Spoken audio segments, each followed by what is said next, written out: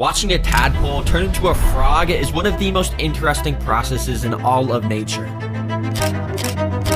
And in this video, I'm going to spend the next 50 days of my life raising 20 tadpoles into an army of frogs. It wasn't an easy process caring for them, and not every tadpole made it. But here is the full 3-month journey of raising tiny tadpoles into fully grown frogs.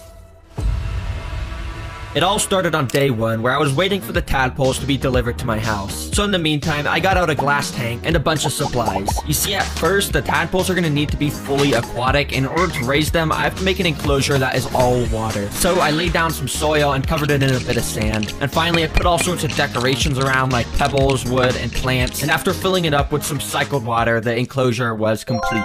Dang, check this out. It actually looks pretty good. And I've got some fun plans for when I add the tadpoles in here. But anyway, speaking of those, they're gonna be delivered here tomorrow, so I guess just cut to that. Okay, I just woke up and got an email saying there's a package here, and okay, there actually is. Not even sure if this is the right package, but this said there's an animal in here, so probably is. And after unboxing it, I got my first look at the tadpoles, and to my surprise, they didn't look very normal. They were actually orange and very large. You see, when I bought them, I actually got a 20-pack of Mystery Tadpoles, meaning that once they grow up into frogs, it could literally be any species in the world, and some have really cool abilities. Oh man, I really hope we got one of those rare species. But for now, one by one, I put each of the tadpoles into their new enclosure, and immediately they started to explore all around and even interact with each other. But I guess this was their first time being kept in a glass enclosure, because this guy didn't really know how it worked. He just kept swimming into the glass, and yeah, I think he got brain damage.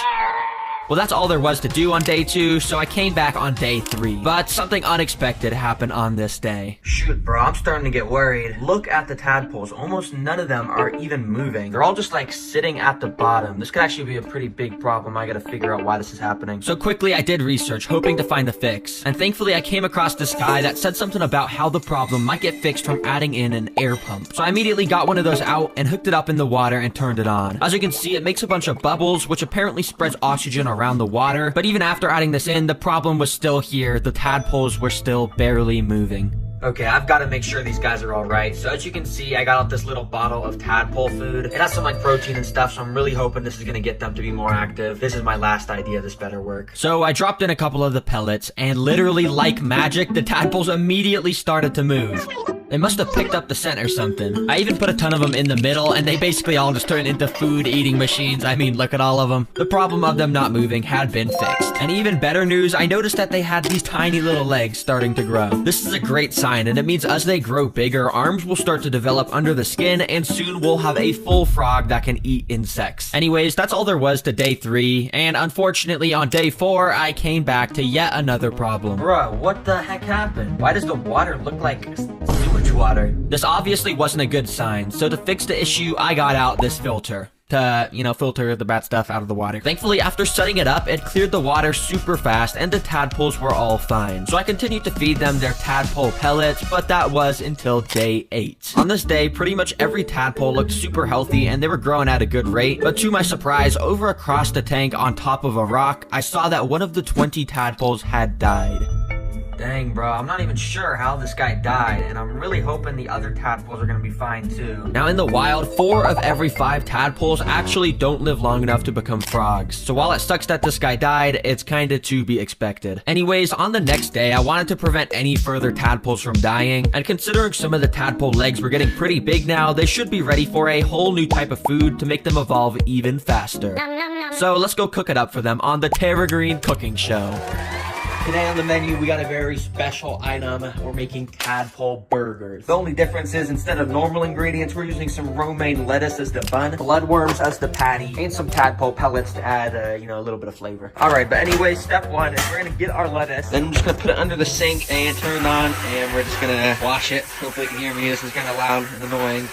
Just washing it. Then we take the lettuce, tear it up into tiny little pieces, and throw it in a pot of boiling water to, you know, cook it. And then the final step, we just gotta assemble the burger. So I put down the bottom bun, the burger patty, some of the tadpole pellets, and then the top bun, and boom, check these burgers out. After freezing them for a few hours, I got them out and got ready to feed these burgers to the tadpoles. Oh yeah, I already know they're gonna love them. To start, I dropped in 2 of the burgers, and after about 20 seconds, they slowly started to thaw out, and the bloodworms started to get unleashed from them. Soon enough, the lettuce also separated, and all the of food spread all around the tank. As you can see, it didn't take long until the tadpoles started to notice. They would literally just be swimming around the water while having an end of a bloodworm sticking out of their mouth. It looks pretty tasty. I'm just kidding, it doesn't look pretty tasty, it actually looks pretty nasty. I wouldn't want to eat a bloodworm. But while they were eating, I actually noticed that one of the tadpoles has now officially entered stage 2. As you can see, his back was starting to turn yellow and develop a little bit of a pattern. And that's not to mention that his legs were actually getting pretty giant by this point. Bro, this is so good. Most frogs are not this yellow color, so we could actually be getting a really rare species of frog. Oh, this is gonna be so cool. Anyways, a few days later on day 11, the colors of this guy became even more vibrant and there was some super good news. But look, do you see that right there? I'm pretty sure that is his hand about to poke out of his body. I'm pretty sure this guy's arms are about to grow in literally today. That means we need to build a completely new tank because this is a fully aquatic tank and we need something with a bunch of land area and everything, so this frog will be able to go onto land and start eating bugs and stuff. So without wasting time, I got out a new 20-gallon tank and a few different types of supplies to make a new home. Obviously, with this second enclosure, we're still gonna have a water area so the tadpoles can swim around and do their thing, but along with that, we're also gonna have the land area so that when the tadpoles have their arms pop out, they can start hunting for insects on land, which will be very cool to watch. For the build, I started by putting a wall of rocks along the middle and connecting it with some water-safe spray foam. On the left side of the rocks, I basically recreated the first tank with some soil, sand, and a whole bunch of decorations, and then I filled it up with water.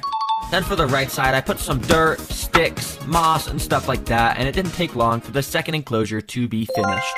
Alright, check it out. It looks, alright. I mean, it's gonna serve its purpose. Anyways, I want to add that one frog in here once his arms pop out, so let's just wait until that happens. Anyways, it took a few days until that frog had his arms actually pop out, and by day 15, even his tail was starting to absorb into his body. Dang, this guy's basically a frog at this point, and that means he can survive out of the water. So I picked him up onto my hand, and I moved him into his new home. Immediately after putting him in, he actually just stayed in the water portion of it for a few hours. You see, at this point, they have very small gills, so they could breathe underwater, but of course, they also have lungs now, so they could breathe on land. And a little while later, I saw him sitting on the beach portion of the enclosure with half of his body poking out of the water. He was about to take his very first steps onto land, and once these frogs actually do go on land, I'll be able to figure out what species they are and feed them insects, which is going to be really cool to watch. But first, I want to let you guys know we've made a special limited edition merch collection just for this video. We've got a hoodie, stickers, and even a poster, and all this stuff is selling out pretty quickly. So if any of this merch stuff looks cool, make sure you buy it soon, because obviously if it's sold out, you can't buy it. We just have so much cool stuff, a bunch of different pets for my channel, and yeah, just check out the website. There's tons more stuff there. I'll let you know more at the end of the video. But anyways, let's just go back to the frog walking on land. The little froglet slowly peeked his head out of the water and scanned around the land portion to see if there was any predators. And after seeing it was safe, he took one step, two step,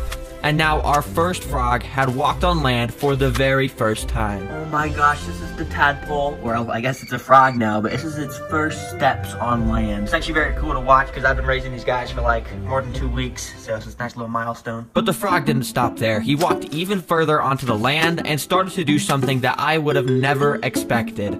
Oh my gosh, you guys see what this guy's doing right now? He's basically burying himself under the dirt. Obviously, this guy's that cool yellow and orange pattern on his back, and that made me think this is a Pac-Man frog. And now that he's doing this, I 100% know it's a Pac-Man frog. Basically, Pac-Man frogs do this because they wait for an insect to walk above them while they're in the dirt, and when that does happen, it jumps out and eats it. It's very cool, and I'm about to show this guy doing it. But first, on day 16, I scooped the biggest tadpoles out the old tank and put them into the new one so that they would be able to walk once their arms popped out. And I wanted to wait till there's a couple more frogs, so I came back 2 weeks later on day 28, and now there was a total of 3 froglets. The original one, another yellow one, and for some reason, even an orange one. Pac-Man frog can be all sorts of colors, so maybe we'll even get some other types. But anyways, later that day, I noticed the 2 yellow frogs were chilling in the dirt with each other. Alright, I really want to see these guys jump out of the dirt for some food, so that's why I've got these crickets right here. Hey, let's just drop some in, hopefully something happens. So I let the crickets loose, but while they constantly walked near, and sometimes even on top of the frogs didn't really react to them at all. So instead, I tried to get out some smaller crickets, and oh boy, this is where it got fun. Right after putting them in, this lone cricket went up to the pair of frogs, and the one on the right tried to eat it, but he missed. So the cricket tried to run away, but then the left frog tried to eat it, and he missed even more miserably. Yeah, they're pretty bad hunters. But this cricket was just so stupid that he looped back around to the right frog, and this time he was out of luck, because just like that, he was now getting swallowed by the Pac-Man frog. Now, I thought that was gonna be all that I got to see, but 2 minutes later, one of the original big crickets walked by them. I thought there was no way one of them would try to eat it, but as it slowly got closer and closer, and finally tripped on the dirt, the Pac-Man frog just opened his mouth, and the cricket fell straight into it. This dude just ate a cricket the size of his own body, and it seemed like the frog on the left was pretty jealous. Yeah, he just kept, like, licking the frog on the right. I don't really know why he did that. At this point, the main goal is to get all the tadpoles transformed and get an army of Pac-Man frogs. So I continued to care for them and feed them and all of that stuff. But that was until day 40, when there was a huge problem. By now, there was a total of 6 froglets roaming around the enclosure, but one of the froglets was sitting under a rock with a tail and legs sticking out of his mouth. Even though I was feeding them more than enough food, it had eaten one of the tadpoles. Now, Pac-Man frogs will basically eat anything, including other frogs, but I figured that since they were so small, there'd be no way they'd eat each other, but unfortunately I was wrong. Since I now knew there was even a chance they'd eat each other, I had to separate all the frogs into their own enclosures. So I went out and got a lot of individual enclosures and some supplies to build everything up. For each tank, it's pretty simple. You basically just fill them up with about 3 inches of coconut fiber dirt, add some water to make sure it's nice and moist, put in some moss and sticks so they could hide under, and put in a shallow water dish. I repeated that process in a few more of the enclosures, and now you can see I have a lot of them. Now the final step is that I got out some heat mats and put them running along one side of the enclosures to create a heat gradient inside so the frogs will be able to choose how warm they want to be. Alright, check it out. Some of the enclosures are ready for the froglets to be put inside. I probably will have to build bigger enclosures as the frogs grow up because they get to be pretty big, but these should last for, you know, at least a few months, so this is good. So on day 41, I scooped each of the 6 froglets into their new enclosures. And as you can see, that one frog that ate the tadpole was absolutely massive at this point. He probably wouldn't be hungry for a few days. Like, dang, he's pretty fat. Soon after putting them in, some of the froglets went to go chill in a little tray of water to get some quick moisture. You see, at this point, most of the froglets have lost their gills and can only breathe air, so it's important that the water in their enclosure is very shallow like this so they don't drown. To finish off the day, all the frogs buried themselves in the dirt, and I dropped a few crickets inside so they could eat.